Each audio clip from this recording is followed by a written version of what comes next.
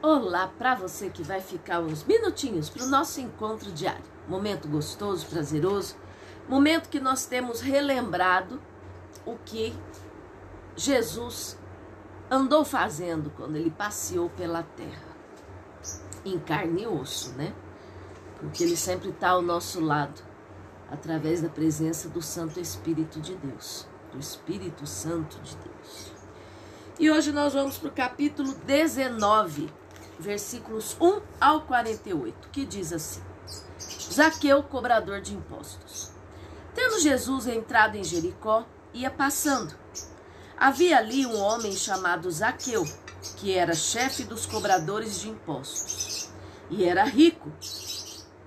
Este procurava ver quem era Jesus, mas não podia, por causa da multidão, porque era de pequena estatura.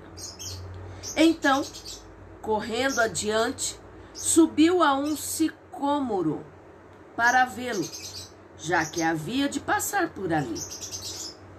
Quando Jesus chegou àquele lugar, olhou para cima e disse, eu fico imaginando a cena: Zaqueu, desce depressa, hoje me convém pousar em tua casa.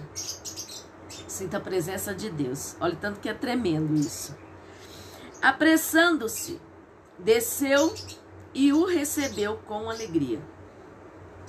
Todos os que viram isto murmuravam, dizendo que entrara para ser hóspede de um homem pecador. Mas Zaqueu levantou-se e disse ao Senhor: Senhor, olha, eu dou aos pobres metade dos meus bens, e se em alguma coisa defraudei alguém, o restituo quadruplicado. Disse-lhe Jesus: Hoje veio a salvação a esta casa, porque também este filho de Abraão, pois o Filho do Homem veio buscar e salvar o que se havia perdido. Ouvindo eles estas coisas, Jesus contou uma parábola, porque estava perto de Jerusalém, e pensavam que o reino de Deus havia de manifestar-se imediatamente. Disse ele: certo homem nobre partiu para uma terra remota, a fim de tomar para si um reino e depois voltar.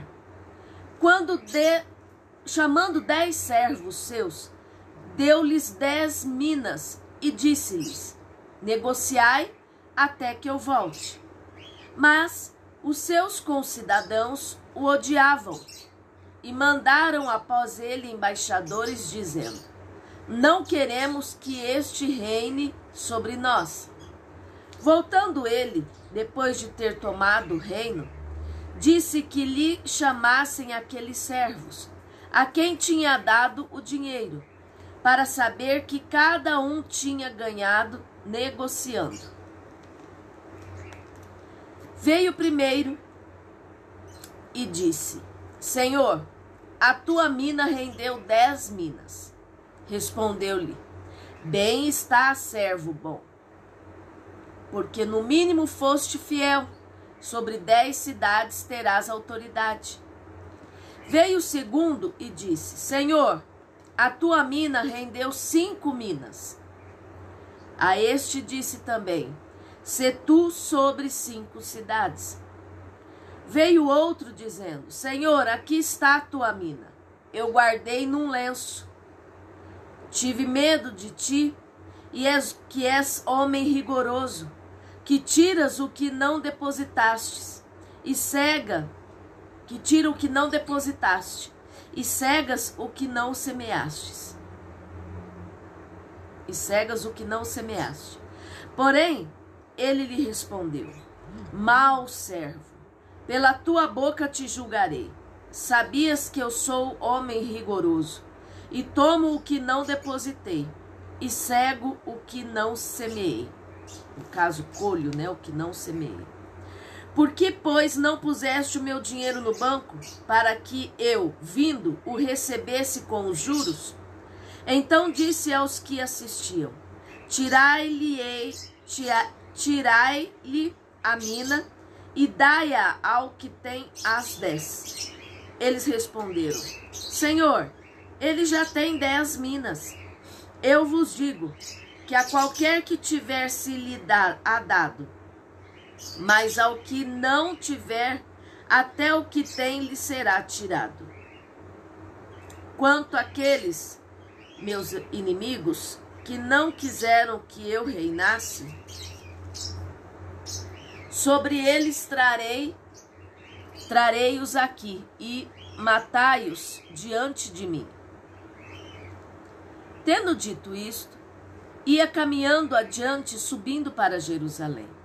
Chegando perto de Betfagé e de Betânia, ao monte chamado das Oliveiras, mandou 2 dos seus discípulos, dizendo-lhes: Ide à aldeia que está defronte, e aí, ao entrar, achareis preso um jumentinho, em que nenhum homem ainda montou.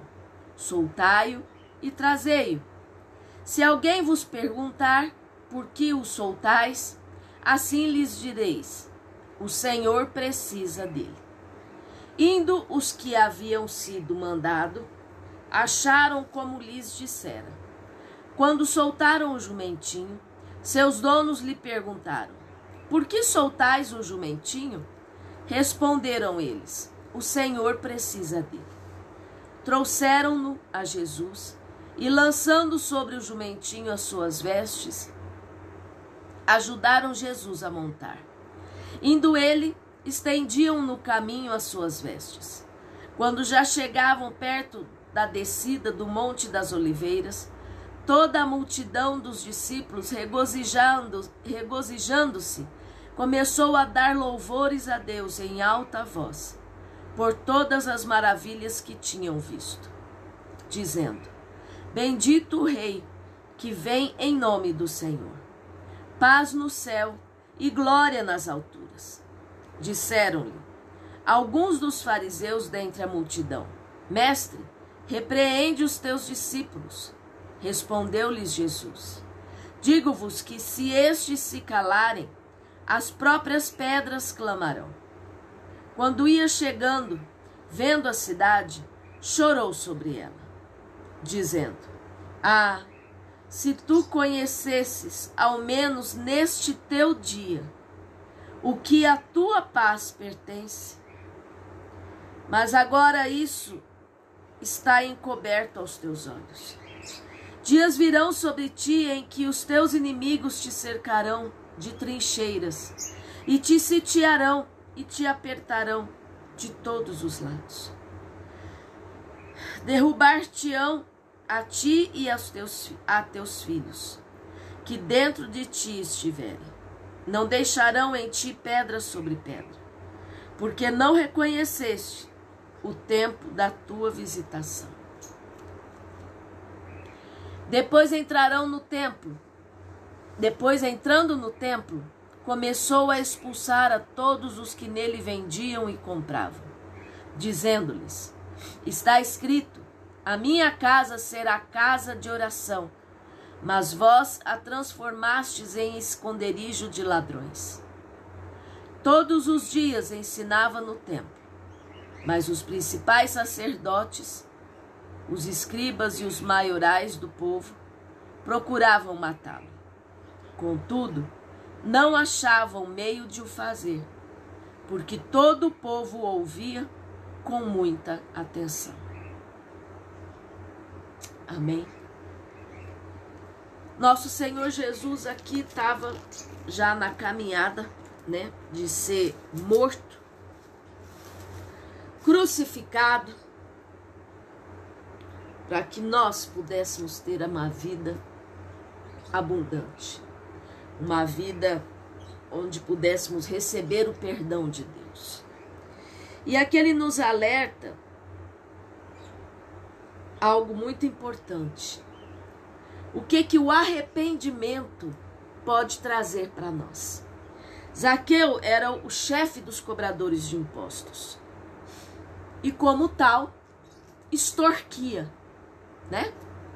A fama dos cobradores de impostos era justamente essa, de oprimir extorquir as pessoas.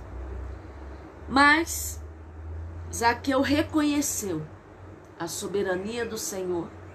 Zaqueu reconheceu os seus pecados, os seus erros, as suas falhas e se arrependeu.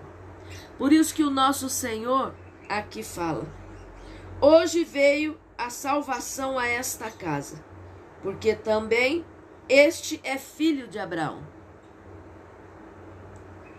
Quer dizer, todo aquele que está nos caminhos errados, que se arrepende das coisas que comete, o Senhor coloca as mãos de misericórdia. Amém. Aqui também fala sobre a necessidade de nós darmos o devido valor à palavra de Deus, de nós darmos o devido valor ao que o Senhor coloca nas nossas mãos. Não podemos de forma alguma pegar os talentos, as bênçãos que o Senhor nos dá e esconder. Não. Nós temos que ser um exemplo vivo da presença dele em nossa vida. Nós temos que ser um testemunho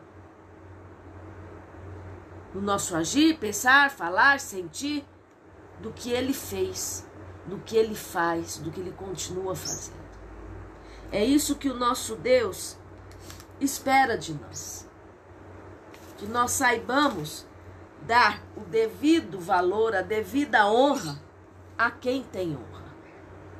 O Senhor também aqui, quando ele chega no templo, ele coloca todo mundo para correr. Assim, que eu me lembre, é a hora que a gente vê que o Senhor se ira de ver que estavam fazendo da casa do Senhor, da casa do pai dele, a casa dele, um comércio. Cuidado para não estar vendendo bênção, porque o Senhor de graça dá. Amém? Cuidado. Se o Senhor tem te usado para falar do amor dele, para orar por pessoas, não cobre por isso. Se alguém quer ofertar, se alguém está caminhando com o Senhor e reconhece a necessidade de dizimar, segundo a palavra, glória a Deus. Mas não cobre para fazer a obra. Isso não agrada o coração do Senhor. A palavra fala que o obreiro é digno do seu salário. Mas isso é o Senhor quem vai mover as águas e fazer acontecer na tua vida o que você precisa. A tua recompensa. Amém? Fecha teus olhos. Pai querido, Pai amado, obrigada, Senhor, por essa oportunidade de ouvir a tua palavra. Obrigada, Senhor, por essa oportunidade de mais um dia poder ouvir a tua palavra e obedecer. Nos ajude, Senhor, a cada dia ouvirmos, entendermos, discernirmos e vivermos. Assim eu te peço, assim eu te agradeço. Meu amado e minha amada, se atente para a palavra do Senhor, para viver o que o Senhor nos pede. Amém? Que Deus te abençoe. Se você ainda não se inscreveu, clica no link, vai direto lá no YouTube. Assiste lá. Isso ajuda a dar o tal do engajamento. Se inscreve, curte, comenta e compartilha. Não esquece de ativar as notificações, aquele sininho, porque aí coloca lá todas. Porque aí todo dia, assim que eu postar, o YouTube te avisa. Deus te abençoe.